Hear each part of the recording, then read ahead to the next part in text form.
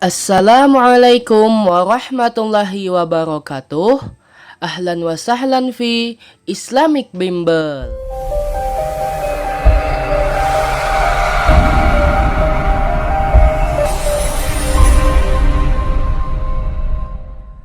Pada video kali ini kita akan membahas pelajaran Al-Quran Hadis kelas 10 Madrasah Aliyah Kurikulum 2013 Revisi Semester 2 Bab 6 tentang memahami hadis, sunnah, khabar, dan asar.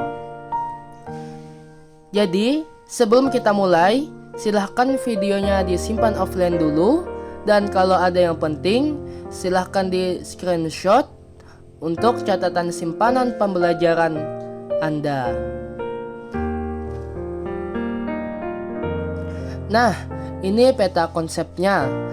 Jadi pada bab ini kita akan memahami hadis, sunnah, khabar, dan asar yang akan di dalamnya terdapat pengertian beserta contohnya, serta persamaan dan perbedaan hadis, sunnah, khabar, dan asar. Dan di sisi lain kita akan mempelajari perbedaan Al-Quran dan hadis, serta perilaku orang yang berpegang teguh pada hadis, sunnah, khabar, dan asar. Yang pertama adalah hadis.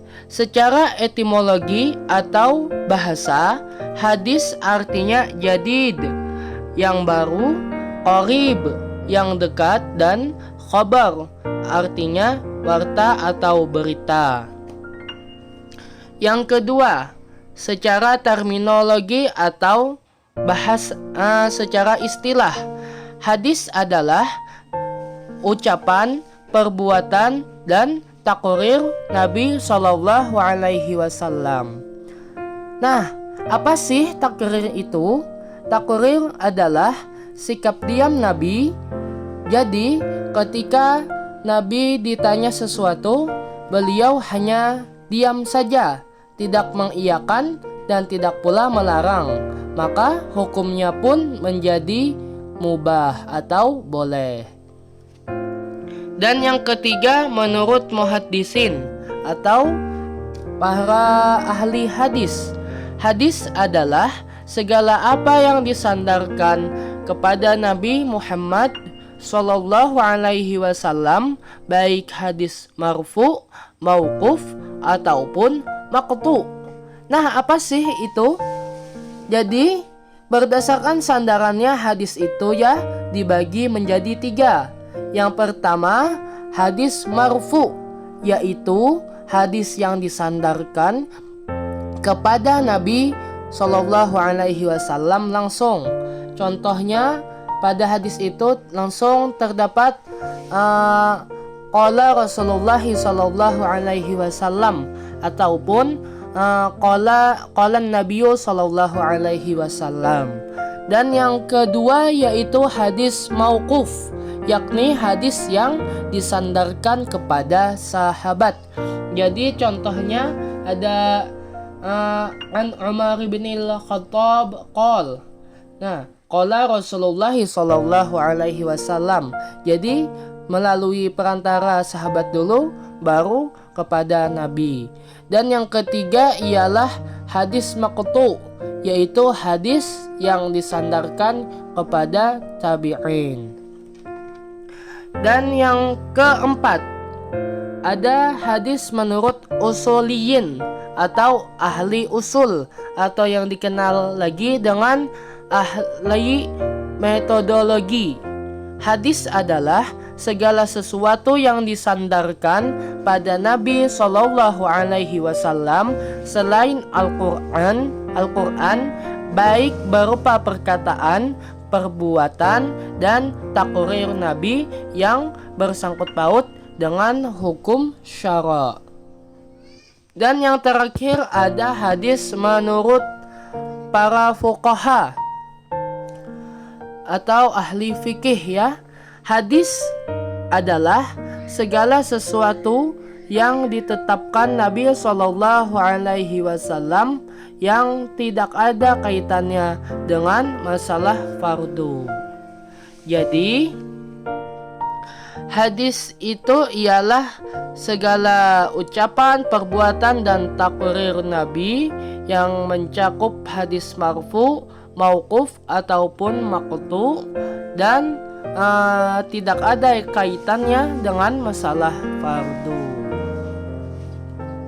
Nah, ini adalah contoh hadis yang bunyinya An Umar bin Al-Khattab qala Rasulullah sallallahu alaihi wasallam innamal a'malu binniyat wa innama likulli imri'in ma nawa.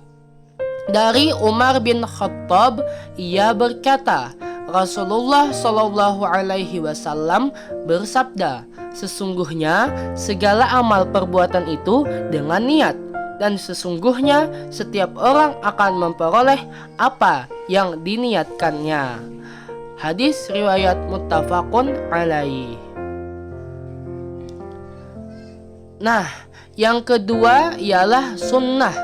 Secara bahasa, sunnah berasal dari kata sanna yasunnu sunnatan.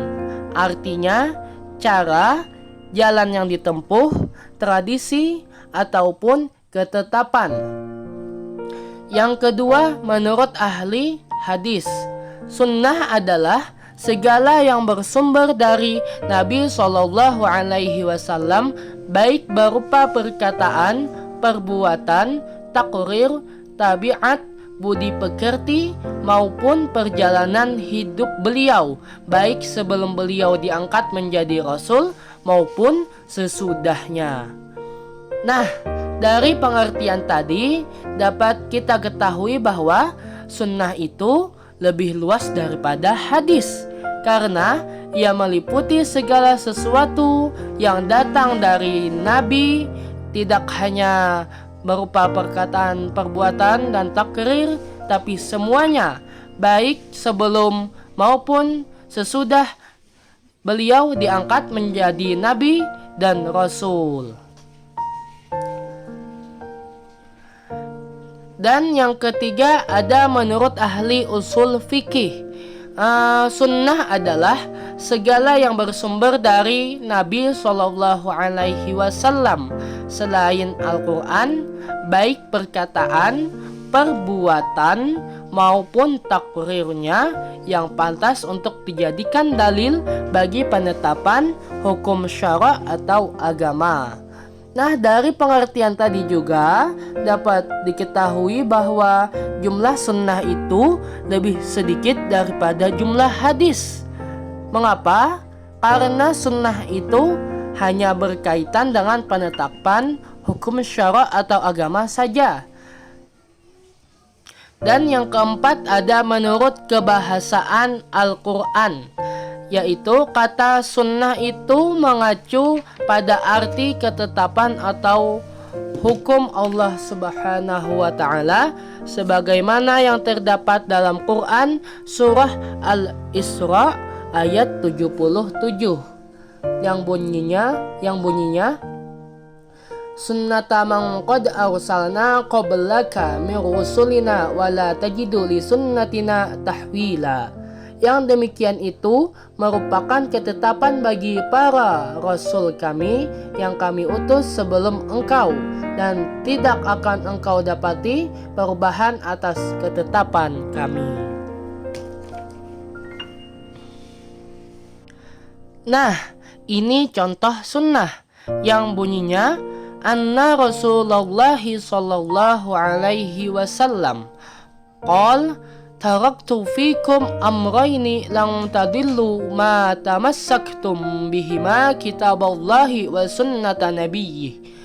Bahwa Rasulullah sallallahu alaihi wasallam bersabda, telah aku tinggalkan untuk kalian dua perkara yang kalian tidak akan sesat selama kalian berpegang teguh dengan keduanya, yakni kitabullah dan sunnah nabinya. Hadis riwayat Malik. Yang ketiga, kita akan mempelajari khabar. Khabar menurut bahasa yaitu warta atau berita yang disampaikan dari seseorang kepada seseorang. Sedangkan menurut istilah ahli hadis, khabar adalah segala sesuatu yang disandarkan atau berasal dari Nabi Shallallahu Alaihi Wasallam ataupun selain dari Nabi Shallallahu Alaihi Wasallam. Nah, jadi khabar itu lebih umum atau lebih luas daripada hadis. Mengapa? Karena di dalamnya khabar itu tidak hanya segala yang bersumber dari Nabi, tapi juga yang selain dari Nabi Shallallahu Alaihi Wasallam. Tapi ada juga yang berpendapat bahwa khabar itu khusus untuk segala yang berasal dari selain Nabi saja. Sedangkan yang berasal dari Nabi itu digolongkan khusus ke dalam hadis. Ini contoh khabar yang bunyinya minas sunnati wa du'al kaffi tahta surrafi fis sholah. Termasuk sunnah ialah meletakkan tangan di bawah pusar sewaktu melakukan sholat. Hadis riwayat Abu Daud. Nah, yang keempat ialah asar. Menurut bahasa, asar ialah bekasan sesuatu, sisa sesuatu, nukilan, atau yang dinukilkan. Dalam pengertian asar ini pula, para ulama berpendapat bahwa asar itu lebih umum daripada khabar, yakni segala sesuatu yang datang dari Nabi Shallallahu Alaihi Wasallam. Sedangkan khabar itu khusus bagi segala yang datang dari Nabi saja. Tapi di sisi lain, para fuqaha juga berpendapat bahwa asar itu ialah istilah yang digunakan untuk perkataan ulama salaf, sahabat, tabi'in, dan lain-lain. Nah, di sini malah nabinya yang gak ada ya. Tapi kalau ditanya yang mana pendapat yang benar, ya semuanya benar aja sih ya. Tapi yang lebih spesifik akan kita bahas setelah ini. Ini contoh asar yang bunyinya as-sunnatu ayyukabbiral imam yaumal adha hina yajlisu 'alal mimbar qabla al-khutbah tis'a takbirat. Menurut sunnah, hendaklah imam bertakbir pada hari raya Adha sebanyak 9 kali ketika duduk di atas mimbar sebelum berkhutbah. Hadis riwayat Baihaqi. Nah, bagaimana kalau nanti di soal yang mana di bawah ini misalkan yang termasuk contoh dari sunnah, hadis, sunnah, khabar, dan asar. Nah, cara membedakannya ya cukup mudah. Sebagaimana pengertiannya tadi, hadis itu ialah perkataan, perbuatan, dan takrir Nabi saja. Sedangkan kalau sunnah itu segala dalil yang berhubungan dengan hukum syara. Jadi hadis itu tidak hanya mencakup hukum aspek agama saja ya, tapi ia juga memuat aspek-aspek lainnya. Sedangkan bagaimana cara membedakan antara khabar dan asar? Khabar tadi ialah kalau bisa dikatakan perkataan sahabat yang berasal dari Nabi, tapi konteksnya menggunakan perkataan mereka sahabat itu juga. Sedangkan asar ini perkataan sahabat yang konteksnya dari Nabi Shallallahu Alaihi Wasallam. Jadi cukup mudah kalau khabar itu konteksnya dari para sahabat itu sendiri, sedangkan kalau asar perkataan dari Nabi konteksnya tapi dibawakan oleh sahabat. Nah, persamaan hadis, sunnah, khabar, dan asar, yaitu mereka adalah segala sesuatu yang disandarkan atau bersumber dari Nabi Shallallahu Alaihi Wasallam. Ya cukup mudah ya, tapi membedakannya itu yang sulit. Nah, ini perbedaan hadis, sunnah, khabar, dan asar. Yang pertama, hadis. Hadis adalah segala ucapan, perbuatan, dan takrir Nabi Shallallahu Alaihi Wasallam, sebagaimana telah kita ketahui tadi ya. Yang kedua, sunnah. Sunnah adalah segala yang dinukilkan dari Nabi Muhammad, baik berupa perkataan, perbuatan, takrir maupun pengajaran, sifat, kelakuan, dan perjalanan hidup, baik sebelum maupun sesudah beliau diangkat menjadi Nabi dan Rasul, yang sudah dijelaskan juga tadi. Dan yang ketiga, khabar adalah semua riwayat yang selain dinisbahkan kepada Nabi Muhammad, tapi ia juga dinisbahkan kepada sahabat dan tabi'in. Sedangkan asar adalah sebutan yang lebih sering digunakan untuk perkataan sahabat Nabi, meskipun kadang-kadang dinisbahkan kepada Nabi Shallallahu Alaihi Wasallam sendiri. Jadi kalau khabar itu lebih diutamakan dinisbahkan kepada Nabi, baru kepada yang kedua ketiganya sahabat dan tabi'in. Tapi sedangkan asar ini kebalikannya, yang diutamakan itu adalah para sahabat, baru kemudian kadang-kadang dinisbahkan kepada Nabi Shallallahu Alaihi Wasallam. Nah, ini lebih rincinya perbedaannya. Hadis, sandarannya itu kepada Nabi. Aspek dan spesifikasinya perkataan, perbuatan, dan takrir beliau, dan sifatnya lebih khusus walaupun dilakukan sekali. Dan yang kedua, sunnah, sandarannya itu Nabi dan para sahabat. Aspeknya perkataan, perbuatan, takrir, dan kebiasaan, dan sifatnya itu lebih luas dari hadis dan menjadi tradisi atau kebiasaan beliau Nabi dan juga para sahabat. Dan yang ketiga, khabar, sandarannya itu berasal dari Nabi, para sahabat, dan para tabi'in. Aspeknya itu berupa perkataan dan perbuatan, yang mana sifatnya lebih umum dari hadis. Sedangkan yang terakhir, asar, sandarannya yaitu para sahabat, para tabi'in, dan ulama salaf, serta lain-lain. Ya, walaupun kadang-kadang dinisbahkan kepada Nabi Shallallahu Alaihi Wasallam. Aspeknya itu yaitu perkataan dan perbuatan Nabi, yang sifatnya yang mana lebih umum dari khabar. Selanjutnya, kita mempelajari perbedaan Al-Quran dan hadis.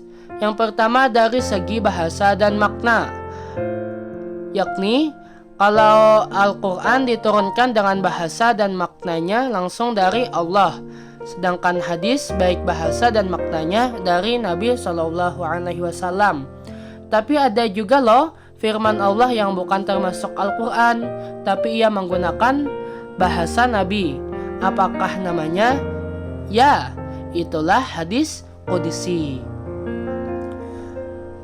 Yang kedua dari segi periwayatan, yakni Al-Quran itu tidak boleh diriwayatkan dengan maknanya saja, hanya maknanya saja, sebab dapat mengurangi kemukjizatannya. Jadi harus menggunakan artinya dengan Arabnya juga ya, tidak hanya artinya. Sedangkan hadis boleh diriwayatkan dengan maknanya atau artinya saja, sebab yang terpenting adalah penyampaian maksudnya. Yang ketiga dari segi kemukjizatan, Al-Quran baik lafal dan maknanya merupakan mukjizat, sedangkan hadis bukan merupakan mukjizat.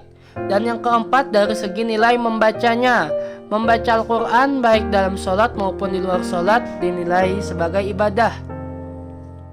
Sedangkan hadis dilarang dibaca ketika sholat dan membacanya tidak dinilai ibadah. Ya sebenarnya sih ya, membaca hadis itu juga bernilai ibadah, tapi dalam konteks dalam hal untuk menuntut ilmu. Tapi kalau membaca hadis pada sholat itu sih namanya ya agak aneh gitu jadinya. Tapi kalau ada yang nanyakan, bacaan sholat itu kan bersumber dari hadis, itu sih lain lagi ceritanya ya. Kalau bukan hadis dari Nabi yang menjelaskan cara bacaan sholat itu, dari mana lagi kita tahu? Karena salah satu fungsi hadis itu ialah menyempurnakan atau mendetailkan isi dari Al-Quran. Berikutnya yang terakhir yaitu perilaku orang yang berpegang teguh pada hadis, sunnah, khabar, dan asar.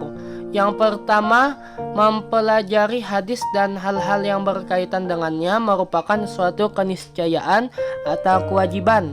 Jadi, walaupun mengerjakan apa yang ada di hadis itu rata-rata hukumnya sunnah, tapi ternyata kalau hukum mempelajari hadis itu ialah wajib.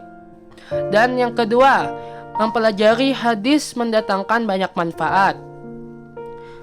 Yang ketiga, menghargai karya-karya para ulama ahli hadis terdahulu dan mengikuti jejak mereka dengan juga menghasilkan sesuatu yang berguna bagi orang lain. Nah, itu tadi pembahasan kita tentang memahami hadis, sunnah, dan khabar dan asar. Terima kasih telah menyaksikan. Pada video selanjutnya, insya Allah kita akan membahas bab 7, yakni memahami unsur-unsur hadis. Dan jangan lupa like, comment, share, and subscribe untuk mendukung channel ini demi mewujudkan generasi yang beragamis. Sekian, subhanakallahumma wa bihamdika asyhadu an la ilaha illa anta astaghfiruka wa atubu ilaik. Wassalamualaikum warahmatullahi wabarakatuh.